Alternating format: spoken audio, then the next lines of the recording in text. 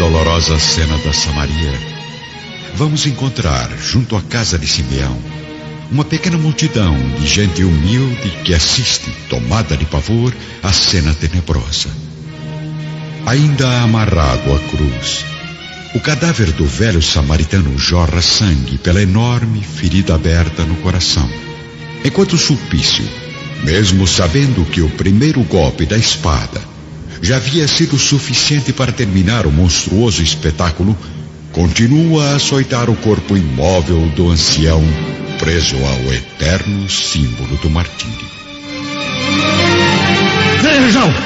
Vejam como devem morrer os samaritanos caducos e os feiticeiros criminosos. Velho miserável, leva para os infernos móis esta lembrança! Tomado de uma fúria intraduzível, o guardião prossegue impiedosamente no açoite aos destroços da vítima, observado pelos olhares incrédulos e aterrorizados do povo da Samaria. Ao mesmo tempo, no esconderijo, Lívia, Ana e a pequena Flávia começam a retirar as pedras da parede que liga o aposento à galeria. Vamos sair daqui, Ana! Precisamos fazer com que Sulpício interrompa este ato de loucura. Eu não entendo, senhora. Por que existem almas tão cruéis e impiedosas que sentem prazer em matar injustamente? Apenas o Messias tem o dom de responder a essa pergunta, minha amiga.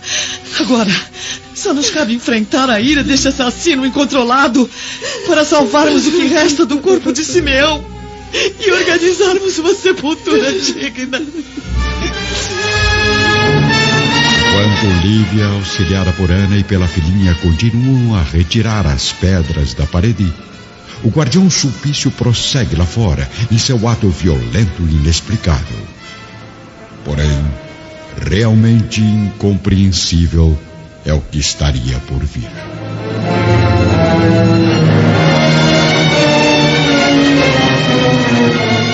Seja lá pelo fato da cruz estar fincada a pouca profundidade do solo, seja pela punição das forças do mundo invisível, a verdade é que os movimentos contínuos e brutais do guardião, cravando a espada no cadáver inerte do samaritano, começam a abalar a base do enorme símbolo cristão, que tomba ao chão na rapidez vertiginosa de um relâmpago.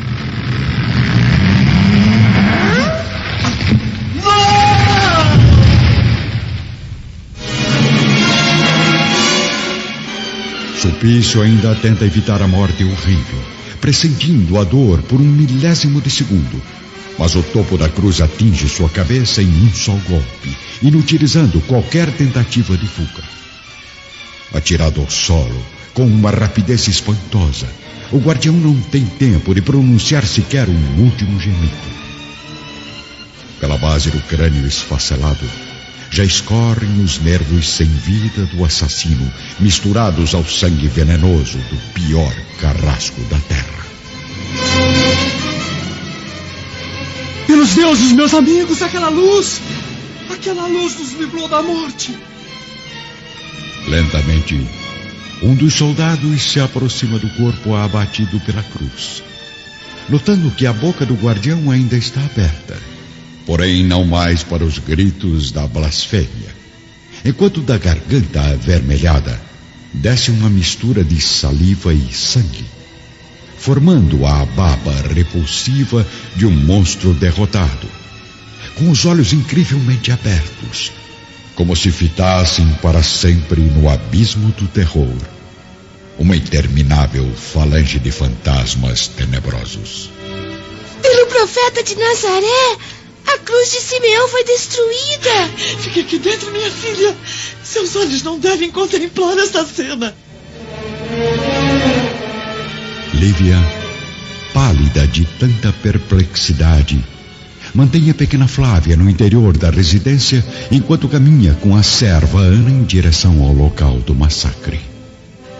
Senhor dos céus, o que fizeram com meu pobre tio?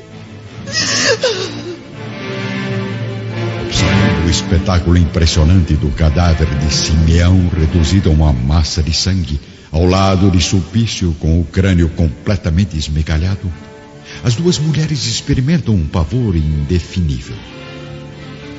Mas enquanto Ana se desfaz do clamor do pranto, Lívia consegue reunir forças no coração para restabelecer o equilíbrio geral. Ana, tenha coragem nesse momento tão angustiante. Lembre-se de que Jesus nos preparou para suportar dignamente mais esta prova dolorosa.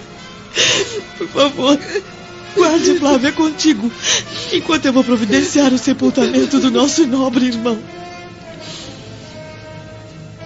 A passos rápidos, Lívia avança em direção à multidão exaltada, que aos poucos se aquieta com a sua passagem.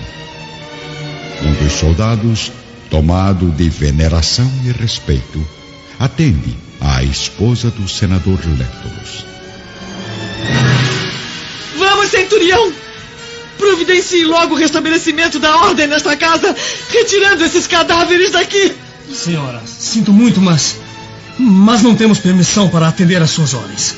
Precisamos enviar um representante a Cafarnaum a fim de que o governador seja avisado destes acontecimentos. Eu não permitirei a retirada de nenhum soldado do vale enquanto estes corpos não forem sepultados. Se o teu governador possui um coração irracional, sinto-me agora na obrigação de proteger a paz das almas que contemplaram esta cena traumatizante e de pura covardia. Se a autoridade neste país conhece apenas a lei da crueldade, eu assumo a responsabilidade de sepultar dignamente este apóstolo venerado, assassinado com a colaboração da tua criminosa inconsciência. Mas, senhora, insisto que deveria consultar as autoridades. Certamente o governador Pilatos merece ser informado. De modo algum! Cumpra imediatamente a tarefa que lhe cabe, soldado. Depois terá permissão, com os demais centuriões, de retornarem a Cafarnaum, enviando a seguinte mensagem às autoridades da Judéia. Quando o cérebro de um governo está envenenado, o coração dos governados padece do mesmo veneno destinado por um homem cruel e tenebroso chamado Pôncio Pilatos.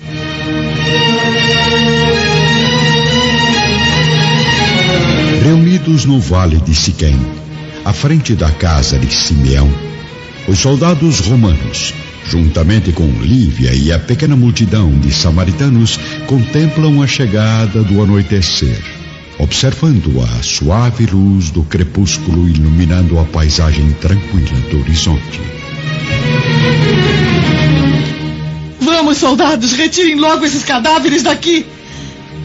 Coloquem o corpo do velho Simeão sobre a mesa das orações, para que o povo traidor possa contemplar o resultado da sua omissão.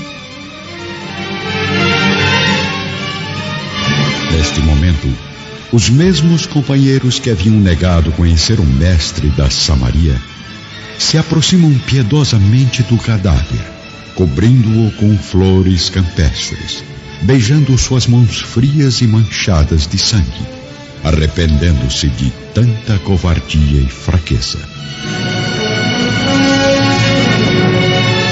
Agora, centuriões, retirem as pedras da galeria onde me abriguei contra a perversidade do seu chefe e comecem a preparar as sepulturas antes que anoiteça.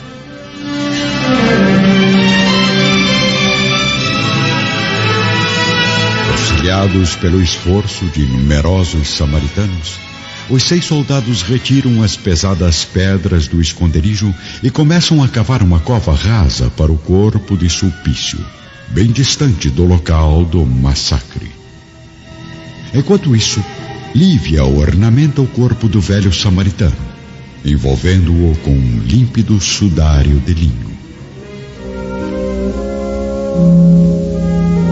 Vamos agora até a sede do Império, onde já brilham as primeiras constelações do firmamento. Aproveitando a escuridão no jardim do palácio da família Severus, o escravo Saul sai de seu aposento cautelosamente, transpondo o enorme pátio com agilidade e rapidez, levando oculta entre os panos da túnica a mensagem para André de Gioras. Preciso chegar logo ao porto antes que meu amigo judeu parta na última embarcação. Mas ao saltar o muro alto da residência e cair com desequilíbrio do lado de fora, Saul é surpreendido pelo capataz de confiança de Flamínio, o mesmo que o havia comprado no comércio de almas. Onde vai com tanta pressa, escravo fujão?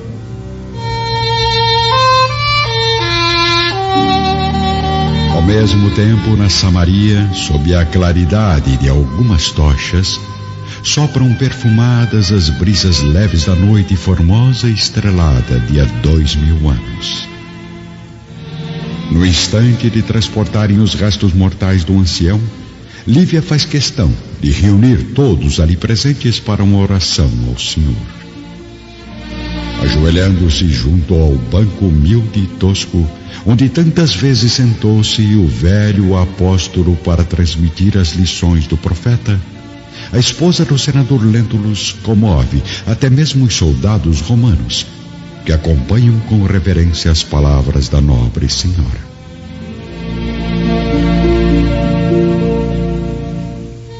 Irmãos, elevemos a Jesus o coração e o pensamento. Meigo e divino Messias, foi hoje que partiu para o céu um valoroso apóstolo do teu reino. Foi na fé deste velho samaritano que encontramos a necessária fortaleza. E foi em seu coração compassivo que conseguimos buscar o consolo necessário. Recebe-o então, Senhor, no teu reino de paz e de misericórdia. Enquanto isso, à frente do palácio romano de Flamínio Severus, Saul vive momentos de pura tensão. Responda, miserável! Por acaso pensa em sua mente inferior que é capaz de fugir do meu domínio? Não, senhor capataz. Eu não estou tentando fugir. O escravo está me escondendo algo. O que leva oculto entre as vestes? Por acaso roubou algum objeto do palácio? Não se aproxime de mim, carrasco maldito! Ladrão atrevido! Vai pagar caro pelo que disse! Uma intensa luta se inicia entre Saul e o capataz, que por ser mais forte e ágil, consegue retirar da túnica do jovem o papel amassado contendo a mensagem secreta. Que segredo é este que guarda com tanta determinação, judeu? Na paisagem harmoniosa da noite da Samaria, Lívia prossegue em sua prece, ouvida com emoção pelos samaritanos e pelos centuriões. Senhor, ampara em teus braços acolhedores o nosso bondoso irmão, nas claridades do paraíso. E que nós, exilados na saudade e na amargura, aprendamos a lição luminosa do teu valoroso apóstolo da Samaria. Endereçamos igualmente nossa súplica pelo algoz, que não hesitou em menosprezar tuas leis de fraternidade e amor, martirizando um inocente, e que foi arrebatado pela morte para ser julgado no Tribunal Supremo. Quanto a nós, que permanecemos neste mundo cercado de ameaças e provações, ajuda-nos, Senhor, para que compreendamos e pratiquemos os teus ensinos.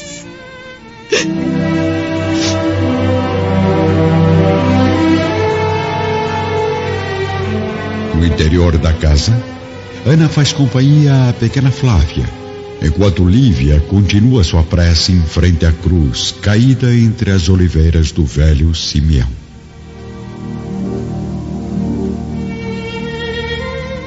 O que está vendo lá fora, Ana?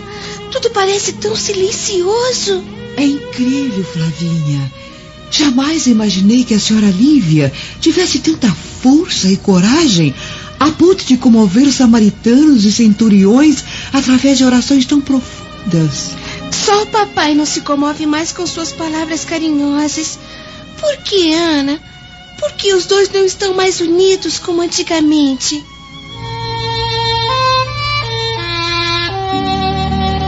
Lá fora, completamente emocionada, Lívia retira o tecido que cobre o cadáver do velho apóstolo, beijando-lhe as mãos pela última vez. Adeus, meu mestre, meu protetor e meu amigo. Que Jesus receba teu espírito iluminado e justo no reino das luzes imortais. E que a minha pobre alma saiba aproveitar neste mundo a tua lição de fé e de valoroso heroísmo.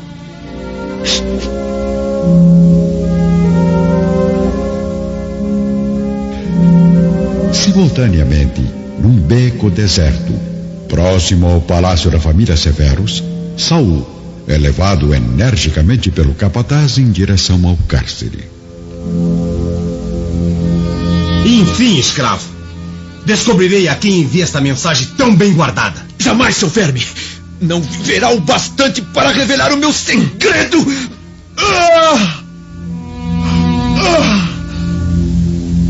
Num ato de extrema rapidez e coragem, Saul consegue se desvencilhar do guarda, cravando violentamente em seu peito um pequeno punhal, fabricado por ele mesmo na oficina do palácio. O capataz é pego de surpresa e não consegue reagir, desabando no chão frio e úmido da calçada deserta.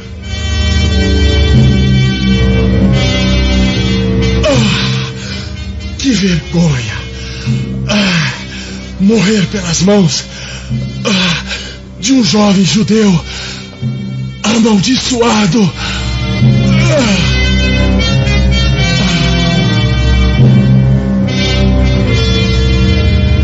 Na noite fria da capital do Império, Saul abandona o corpo do capataz assassinado e parte em disparada, levando a mensagem manchada de sangue rumo ao porto da cidade. Ao mesmo tempo, no vale de Siquém, repousado numa urna improvisada, o cadáver do velho Simeão é conduzido ao seu último jazigo. Enquanto o corpo de Sulpício desce à terra úmida, auxiliado pelos soldados romanos, o do nobre ancião irá repousar à frente do seu templo, sob a sombra fresca das oliveiras. Logo ao raiar da aurora, Lívia, Ana e a filha retiram-se definitivamente do vale, acompanhadas por um vizinho de Simeão, encaminhando-se de volta a Cafarnaum, onde vão descansar dos dolorosos golpes que suas almas sensíveis sofreram neste dia inesquecível. Dias depois, o governador Pilatos, já informado de todos os pormenores da tragédia, está em companhia de alguns auxiliares administrativos no Palácio da Samaria. Pelos deuses, todos parecem estar contra mim. Acabo de perder meu melhor guardião naquela terra de assassinos.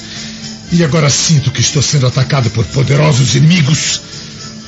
Mas se o senador Lentulus e sua esposa imaginam nas mentes caluniosas que têm o poder de ameaçar minha posição no Império, estão profundamente enganados.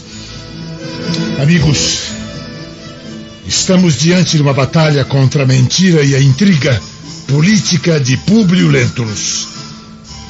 Mas já sei como cortar o mal pela raiz. Ao mesmo tempo, em Cafarnaum, vamos acompanhar o regresso do senador ao lar, após meses de excursão pela Palestina, sem enviar uma só notícia à família. Lívia, angustiada e ansiosa por contar logo ao marido tudo o que aconteceu durante a sua longa ausência, aproxima-se de Públio, que começa a ouvir o relato silenciosamente. Não imagina como fico aliviada com o seu regresso, meu marido. Fatos muito tristes ocorreram nos últimos dias, durante uma viagem que precisei fazer com urgência até o Vale de Siquém. O que houve? Aconteceu alguma coisa com minha filha? Não se preocupe. Flávia está mais saudável do que nunca. Por favor, apenas ouça o que eu tenho a lhe dizer. Lívia prossegue sua narrativa. E à medida que revela ao marido os detalhes dos acontecimentos, ele sente o coração cada vez mais tomado de revolta contra o governador da Judéia. Não muito distante da residência de Públio Lentulus, o governador Pilatos está agora na sacada do Palácio da Samaria, realizando um discurso à massa de humildes que se reúnem à frente do edifício. Povo miserável e criminoso! Pagarão caro pela morte de Sulpício Tarquínios! Soldados, apresentem à corja de infelizes o primeiro samaritano que estava no Vale de Siquém no dia do massacre. Olhem bem para este ancião desequilibrado, um dos companheiros de Simeão. O que tem a dizer ao povo, velho assassino? É culpado ou inocente da morte do guardião Sulpício? Minha única culpa foi a de ter traído o nobre apóstolo do Messias, junto com dezenas de irmãos que aqui estão. Não, governador. Ninguém deve ser culpado pela morte merecida daquele carrasco das trevas. Então, também não sentirei culpa por matar um assassino confesso. Morra, miserável! Você será o primeiro de muitos! Dominado pela fúria, o próprio governador da Judéia apunhala o velho samaritano no peito, observado pela multidão horrorizada e incrédula que acompanha o corpo do ancião despencar da varanda do palácio sob o olhar cínico e vingativo de Pôncio Pilatos. Em Jerusalém, no sítio afastado, André de Gioras está agora junto ao pequeno Marcos, um bebê sadio, bem alimentado, porém cada vez mais carente de amor e de afeto materno. André lê a última mensagem do filho e estranha a mancha vermelha no papel amassado e disforme. O que terá acontecido, pequeno Romano, para meu filho haver assinado esta carta com sangue? Enquanto isso, na sede do Império, o jovem escravo Saul é novamente interrogado por Flamínio Severus quanto ao assassinato misterioso do capataz. Saul, sei que é um servo de extrema confiança, mas alguns escravos me informaram que o viram caminhando pelo pátio do palácio momentos antes do crime. O que estava fazendo acordado àquelas horas? Em Cafarnaum, Públio Lentulus vive dias de profunda revolta devido aos atos cruéis do governador, que passa a humilhar todos os habitantes da Samaria com medidas drásticas e violentas. Crimes nefastos são praticados entre o povo pacífico do vale, propagando-se por Sebaste e outras províncias uma intensa rede de assassinatos planejados pela mente doentia de Pilatos. Diante de tanta injustiça, o senador Lentulus convoca os assessores e declara abertamente sua oposição pessoal e política ao procurador da Judéia.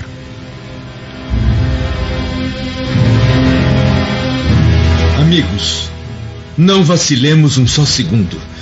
Devemos fazer o possível para processar este malfeitor como quem persegue o mais impiedoso dos inimigos.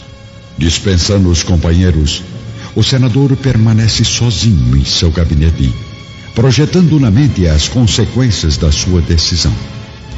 Ao mesmo tempo, Lívia entra delicadamente, dirigindo-se com total reverência ao marido. Desculpe, Públio. Está muito ocupado. O senador não consegue resistir ao olhar sensibilizado da mulher angustiada, como se por alguns segundos esquecesse todas as provas de deslealdade e desejasse apenas acolhê-la nos braços. Mas Públio Lentulus é, acima de tudo, um fruto do seu tempo, da sua educação e do seu meio social. Por favor, meu marido, ouça minhas explicações ao menos uma vez. Sei que deve ter profundos motivos para não me aceitar como esposa. Mas conceda-me o direito de revelar tudo o que tenho guardado no coração e que, acredite, é a mais pura e singela verdade. Lívia, eu me alegro com a sua atitude e rogo aos deuses pela sua edificação. Seus atos simbolizam para mim a realidade da sua regeneração, depois da vergonhosa queda moral que pude ver com os meus próprios olhos. Mas, como sabe, a sua figura de esposa já não existe mais para mim. Contudo, respeito ainda a mãe dos meus filhos, sentindo-me confortado por saber que ela ostenta agora uma repulsa, ainda que tardia, por esse homem cruel, o qual pôde conhecer tão profundamente na intimidade do seu gabinete privado. Desiludida e torturada ainda mais no seu martírio moral, Lívia retorna ao lar, onde se ajoelha à frente da pequena cruz, com a alma completamente ferida pelo desânimo. Sozinha permanece no quarto por algumas horas, meditando angustiosamente. Mas no auge da sua comoção, percebe que a lembrança do humilde apóstolo da Samaria irradia uma luz branda e resplandecente em torno do crucifixo na parede. Filha, não esperes da terra a felicidade que o mundo não pode te oferecer. Espera, porém, o reino da misericórdia divina, porque nas moradas do Senhor há bastante luz para que floresçam as mais santificadas esperanças do teu coração maternal.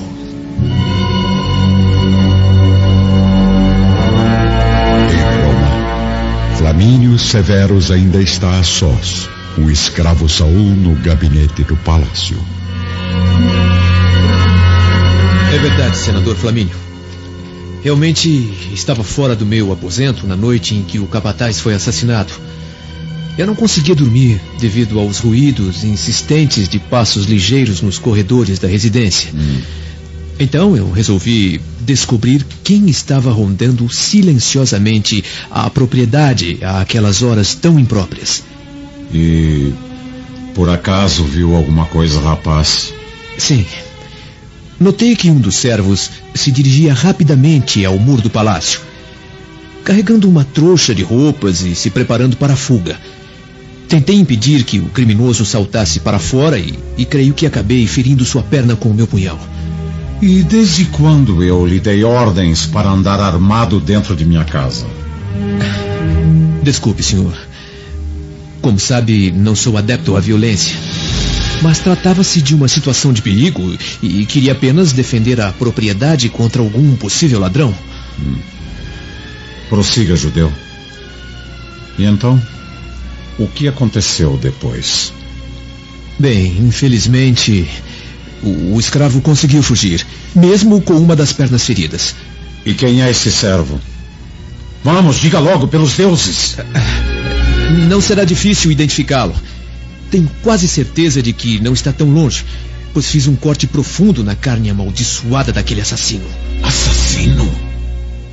Certamente o capataz foi morto pelo escravo fujão. Por isso o aconselho, Sr. Flamínio, a organizar uma rigorosa investigação no interior do palácio. Enlouqueceu, judeu? Nesse momento o criminoso já deve estar fora da capital. Talvez sim, talvez não. Às vezes o lobo está mais próximo das ovelhas do que podemos imaginar. De volta a Cafarnaum, Lívia recebe na alma as últimas palavras do velho Simeão, contemplando o raio de luz ao redor do crucifixo abençoado pelo apóstolo.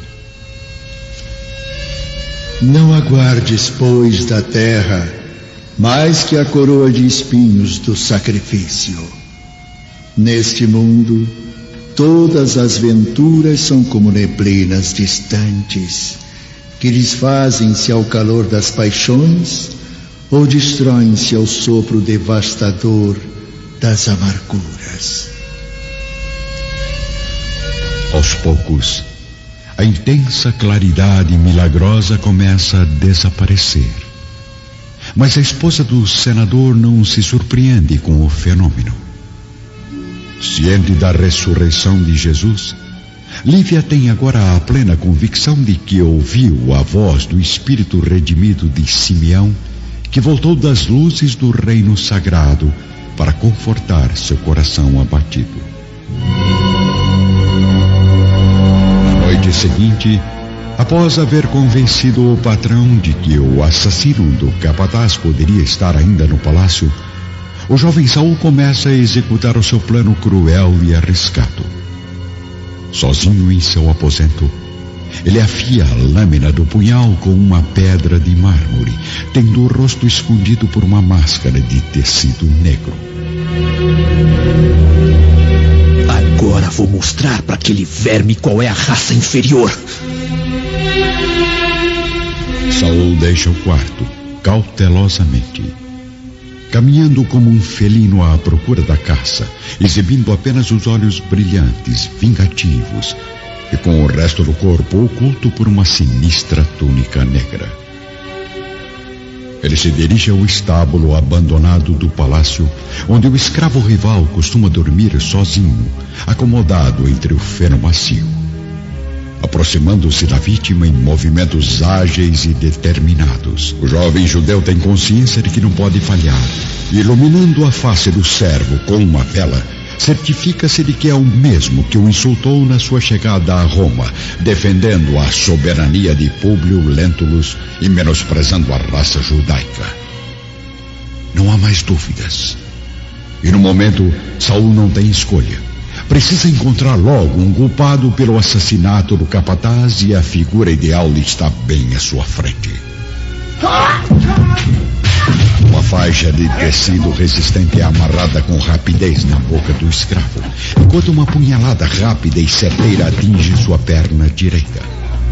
O servo ferido mal consegue observar um vulto negro sumir na paisagem, despertando violentamente de um sono tranquilo para um pesadelo insuportável e real. Saul retorna ao aposento sem ser notado por nenhum guardião. A vítima permanece em silêncio. Não consegue se livrar do pano amarrado entre os dentes, nem tem mais forças para reagir e gritar por socorro, pois acaba desmaiando de dor. Algumas semanas depois, o senador Lentulus continua recebendo constantemente a visita de samaritanos numerosos, que lhe solicitam enérgicas providências contra as injustiças de Pôncio Pilatos. O procurador da Judéia ainda está instalado no palácio da Samaria, ordenando assassinatos e proclamando a escravidão de vários elementos, em sinal de vingança pela morte de Sulpício Tarquínios. No dia seguinte, chega a Cafarnaum o professor romano da pequena Flávia, recebido com entusiasmo pelo senador, que recebe também uma notícia aguardada ansiosamente: o retorno de seu tio Sálvio com a família para a sede do governo imperial. Vamos encontrar então, neste momento, Sálvio e a esposa Fúvia no vasto salão da sua residência. Pelos deuses, Fúvia. Enfim, voltaremos para Roma. Eu fico feliz com isso, meu marido. Ah, sim. Afinal, nenhum laço mais me une à Palestina. Vamos partir logo para a sede do Império. Eu quero esquecer as amargas lembranças dessa terra amaldiçoada. Não me diga que ainda está chocada com a morte do guardião Sulpício. Não posso acreditar que aquele homem tão forte, tão impetuoso, tenha se entregado à cruz dos samaritanos covardes. Mas por que, Sálvio? Por que logo Sulpício Tarquínios, quando existem tantas almas traidoras que realmente merecem o castigo dos deuses? Por acaso, Fúvia, Você está me fazendo uma confissão? Sim, meu marido. Creio que já está na hora de saber a verdade. Sim? Então diga. Diga com quem me traiu, esposa infiel. Eu fui cortejada inúmeras vezes por um homem, mas jamais ousei trair a sua honra. Esse indivíduo cruel, esse indivíduo indigno, é quem deveria certamente ter morrido no lugar do guardião. Sim. E quem é este miserável? Pôncio Pilatos.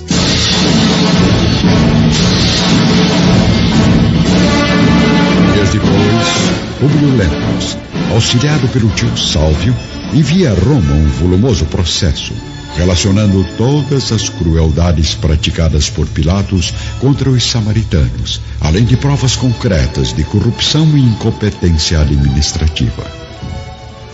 Por muito tempo rola o processo nos gabinetes do Império, até que 2 anos depois, o procurador da Judéia é chamado a Roma, onde é destituído de todas as funções que exercia na Palestina, sendo expulso para Viena, onde se suicida 3 anos depois, possuído por arrependimentos, alucinações e amarguras, deixando a jovem esposa Cláudia sozinha e sem recursos, na mais profunda decadência.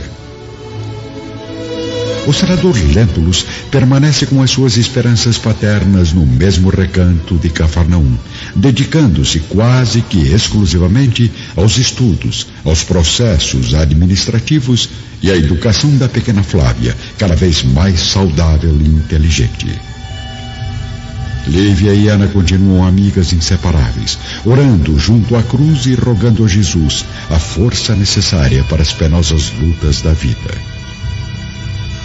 O jovem Saul, após ter obtido êxito no seu plano, conseguindo provar que o escravo ferido na perna era o assassino do capataz, torna-se o principal servo de confiança dos severos, cada vez mais íntimo de todos, principalmente dos irmãos Plínio e Agripa, que ainda alimentam nos corações a paixão juvenil pela filha do senador Lentulus. Sálvio e a família retornam a Roma, onde iniciam uma nova vida marcada por novas intrigas de Fúvia e pela personalidade marcante de Aurélia. André de Gioras ainda ostenta para si próprio o tesouro romano. Marcos cresce junto ao judeu sequestrador, ficando cada vez mais distante da verdade. Enquanto a família Lentulus espera que o destino lhe traga novamente o sorriso encantador do filho desaparecido, deixemos passar mais de 10 anos sobre a dolorosa tranquilidade da vila de Cafarnaum. Mais de uma década que passa lentamente, através de dias tristes, noites silenciosas e futuros incertos.